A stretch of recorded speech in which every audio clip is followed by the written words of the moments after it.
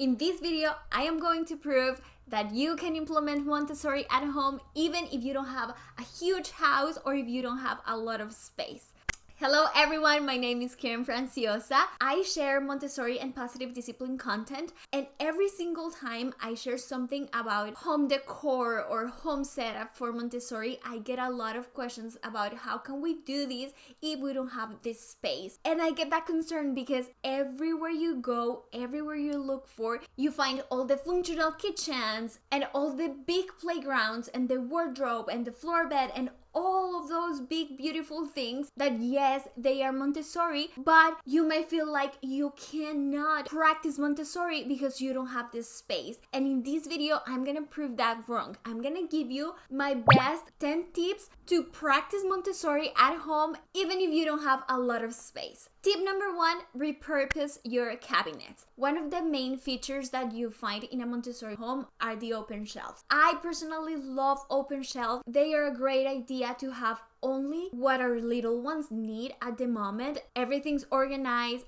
at their level. You can rotate the toys. It's just great. But what if you don't have this space to have a dedicated shelf for your little one? You can repurpose your own furniture. An easy way is to have a cabinet that you already have at home, empty it, and use that cabinet as an open shelf. The TV cabinet is one that is used in a lot of homes, and it's as simple as take everything that is inside that cabinet and just put the toys of your children. You can leave the door on the cabinet, so if your baby is done playing with the toys, you can simply close the door and boom, no mess. Or as some parents suggested me, you can even take that door out of the cabinet, and just like that, you have yourself an open shelf. Tip number 2, the wardrobe. We have this wardrobe for Abby. We absolutely love it. It is great. I can hang 2 outfits for her and she can pick her own clothes. I can put her shoes, her socks, accessories, everything there. We just love it. What if you don't have this space to have a wardrobe? What I used to do when I didn't have mine was simply hang the 2 choices of clothes in the closet doors. You can do that not only in the closet doors, but in any door in your home. Or if you don't have a place where you can just hang the 2 options, you can simply lay the clothes down on your bed. Child-size furniture is amazing, but what is important is not the actual furniture, is what we're trying to teach, the skills that we're trying to teach to our children. In this case, we want to give them the independence of choosing their own clothes, and we can do that without having a wardrobe.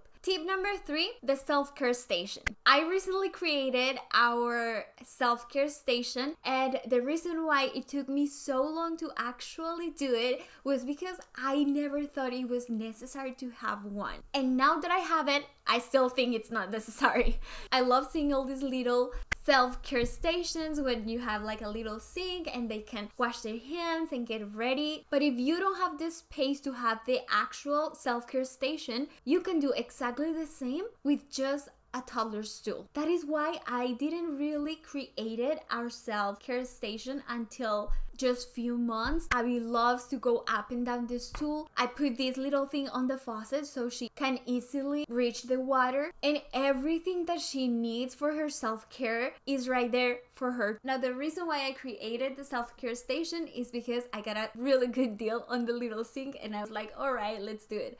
But honestly, I actually like better the stool because she cannot reach the water. So right now she needs me to turn the water on and off, and I like that because we are not wasting water. I feel that if she can reach the water, she will be playing there all day long because she loves to play with water. I just like that boundary of she can go do her whole self-care routine with me being there to help her if she needs me.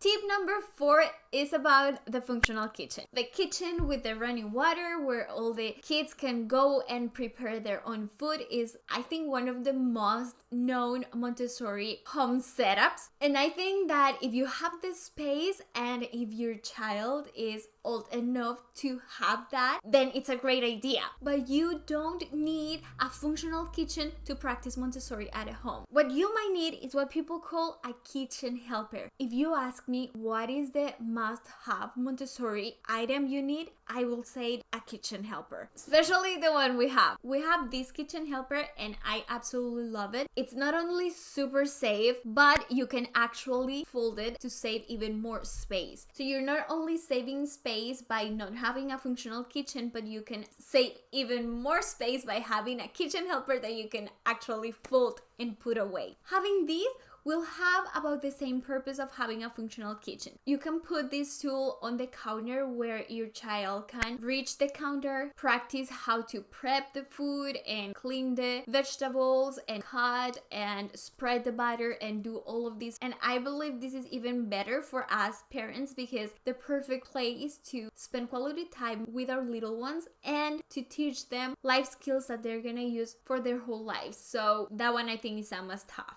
Tip number 5, the sensory table. These sensory tables are getting more and more attention, and yes, they are so cute, and yes, they can help a lot, especially if we want to create at-home activities with our children, but they can take a lot of space at home. A simple alternative is to only have the beans. You don't really need the whole table. When I first started Montessori, I went to Walmart and I bought 2 plastic beans. We used it all the time. It is so easy to store. You can put them on the floor or you can put it on top of a table if you want them above ground. But I love that idea because you can do your activities and then clean the beans, put one on top of the other and store on the closet. Same purpose, less space. Tip number 6 is about the bookshelves. I've always wanted a bookshelf like this one, but they can take a lot of space. 2 simple things that you guys can do that I did in the beginning. First, put the books inside a little basket. So when Abby was little, we didn't have a lot of space. I simply put 2 or 3 of her favorite books inside a little basket next to the open shelf, and that worked great. They don't need to have available a ton of books. With 2 or 3 that they're interested in, it's more than enough. Another thing that you can do is put little floating shelves, one on top of the other, and put there the books. Few months after using the basket, I decided to put cute floating shelves, and we used them for over a year. I only had 2 floating shelves, and I used to put only 3, max 4 books at a time. It was perfect. Of course, I tried to put the floating shelves low so it was easy for Abby to reach her books. I put the books facing her so it was more inviting for Abby to pick a book. Tip number 7, take your children out as much as you can. If you don't have the space to have a huge bookshelf for your children, take them to the library. I used to have a ton of books taking a lot of space at home that we never read, and then I realized what a waste of space was that. I ended up donating them, and now I have few books that Abby loves, and whenever we are tired of those books, we just go to the library. There, maybe we borrow 2 or 3 books that she can have during the week, and that gives us another quality time activity where we spend no money and she is constantly being exposed to different books that if it was for me, I would have never get. Another big thing in Montessori is all these huge slides and picklers and climbers and the rocker chairs and all of these that are huge. They're great for gross motor skills, for movement, but it takes a lot of room. If you don't have the space to have those at home, take your children to the playground. They love going outside. They will have more interaction with other kids and they will actually have vitamin D, which is also beneficial. I promise you there are places outside that will provide you that service. It's usually affordable and you're saving that space at home.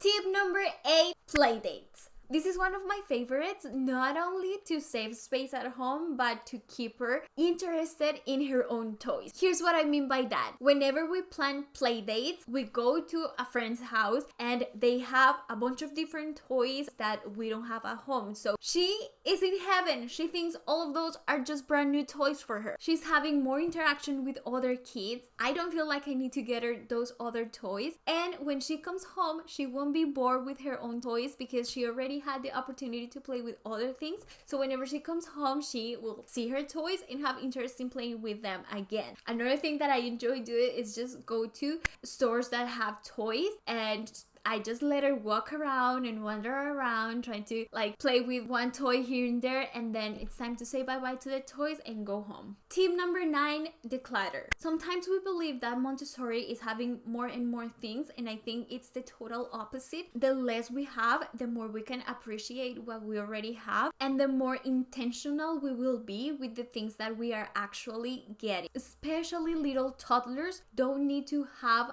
a bunch of toys available at the same time. If they only have few choices, they will feel less overwhelmed, and they will actually enjoy playing with the things that they have available more. The little shelf that we have is a 6 cubic shelf, and I love that because that only let me have 6 toys available for her, and I think that's perfect. Especially during the first year, I don't think that having more than 6 toys is necessary. And little ones go through things really fast. They grow fast. They get tired of toys really fast. So I like to every 2-3 months declutter the toys, the clothes, even the furniture. So what I do is go through everything. I see what things she's not using anymore. I go through everything and I see what she really used, what she didn't use a lot. And if it was something that she used a lot and enjoyed a lot, I save it for baby number 2. But if it's not, I donate it or sell it if I can. Constantly declutter is essential, especially if you don't have a lot of space. And finally,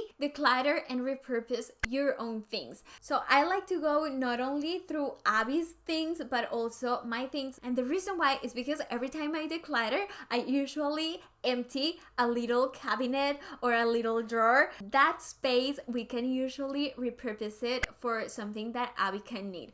For example, I realized that I didn't need a bunch of different mugs, and I got rid of a ton of them. That gave me the space to use that cabinet where I have all of that glass to put all of Abby's silverware and all her plates. Another example is go through your underwear and socks drawer and get rid of everything that you don't use that usually gets accumulated.